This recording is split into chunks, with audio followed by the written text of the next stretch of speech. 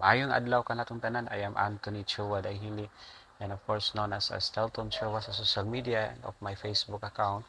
And of course, no, as a former punong barangay sa mga barangay, ginatawag sa kun nila diri og kuya or daddy or kuya kap or daddy kap sab sa among barangay. So, para yun ta sa ato ang paghisgutan ng karon nga lahi na pud nga topic na mao ang mga qualification sa lupong taga-pamayapa members or the qualifications of the lupong taga-pamayapa members. So una ni ana is ang residente sa barangay. So kinanglan nga residence gayud siya sa barangay. Kinanglan nga rehistrado po siyang botante o aktibong nagpuyo sa barangay diin siya gitudlo, no? Gi-appoint. And ang ikaduha mao ang kaning may maayong pangutok o dalisay nga konsensya.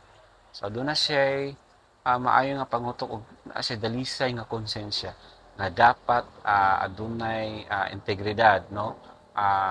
Matinud-anon ug mosunod sa mga balaod ug moral nga prinsipyo.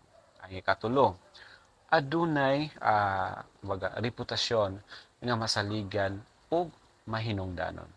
So, ang kandidato, no, kandidato sa lupon taga-pamayapa members, ikinanglan nga respetado siya sa iyang barangay, sa iyang komunidad, may maayong relasyon sa mga residente or sa iyang komunidad, ug adunay neutralidad, no? Neutralidad sa gitawag natong paghusay sa mga panagbangi.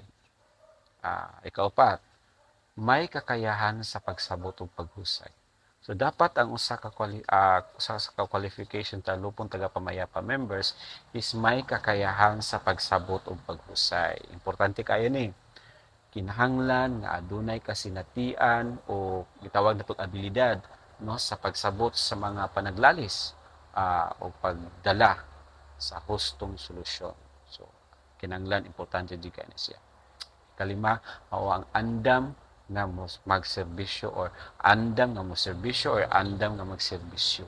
So, kinanglan naa sa iyahang, kumbaga sa iyahang kasing-kasing nga gikinahanglan adunay dedikasyon ug malungtarong pagserbisyo sa barangay nga walay gipaabot nga bayad, no, sa gawas sa mga insentibo nga gihatag sa balaod. So dili ta maghunahunaan ng mga sa panadinha kung dili atong ginahuna nga aduna tay andam nga mo serbisyo, dedikasyon nato nga magmalungkaron ang atong pagserbisyo isip usa ka miyembro sa lupong taga-pamayapa. Ang ikaunom, walay record nga kriminal. Kini ang pinaka-importante usab. Walay record sa kriminal dinha sa inyong matag barangay o dinha sa inyong barangay.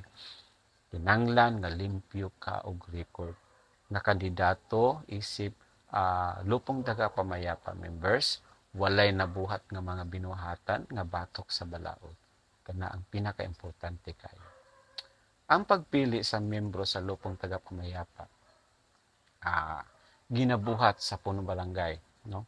Uban sa pag-apruba sa sangguniang barangay members. Base sa mga kriteria nga gilatid sa balaod. So, mao kato no ang lupong taga-pamayapa members qualifications.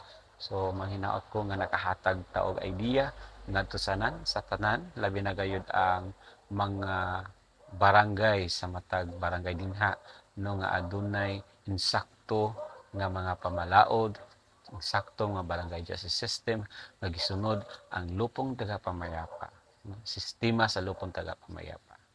So, maura ka to no, please follow, like, and share this video. And daghan kay salamat sa pagsunod permi sa gipang upload na ko nga video. Maayong adlaw kanatong tanan.